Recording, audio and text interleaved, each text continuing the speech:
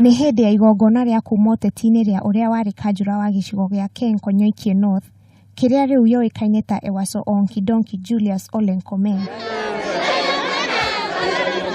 Atongoria aya magĩthingata mũingĩ kũhĩmbĩra ũrũmwe na thayũ mwena ũcio.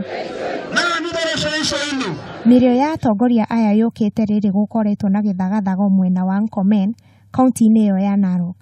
Mnajua kwamba kuna mzozo iliyoko hapo kwa shamba Bomasai wanaita Osero ama Kited, na hiyo tunaiangalia vizuri.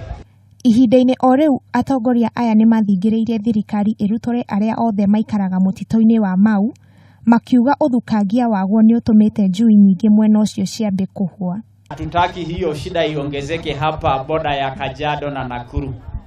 Na kwa hivyo hiyo shamba wenyewe wanaishi pale. Na kama kuna watapeli walienda kuhusia raia shamba bila kujua, hiyo itaangaliwa kwa mali ingine. Kuna wakora ambao walichukua title deed, atatuambia walitoa wapi. Na sio lazima tu iwe ati shamba imeandikwa Kajiado, hata wale watu ambao wanaishi Narok, wanaishi Nakuru, wana haki, Wamasai ambao wako kule. Mambo ya msoso tunataka amani, lakini watu wahame Mau na waende mahali walikuwa wametoka. Hamwe na ũguo, atongoria aya nĩ maugĩte nĩ mekwaranĩria mũrũgamo wao wa kĩũteti ica ikuhĩ. Tunataka kama vile ambayo tumeunda serikali ya Jubilee, hata vile 2022 tunahakikisha kwamba Wamasai wote kutoka Samburu, kutoka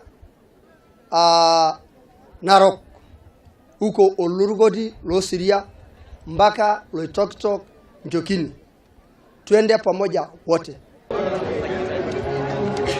Igongona rĩrĩ rĩarĩ mwena-inĩ wa Suswa, mũciĩ-inĩ gwa kanjũra ũcio wa hau kabere. Handũ-inĩ ha Kameme TV, rĩtwa rĩakwa nĩ Wamaitha wa Mwaũra.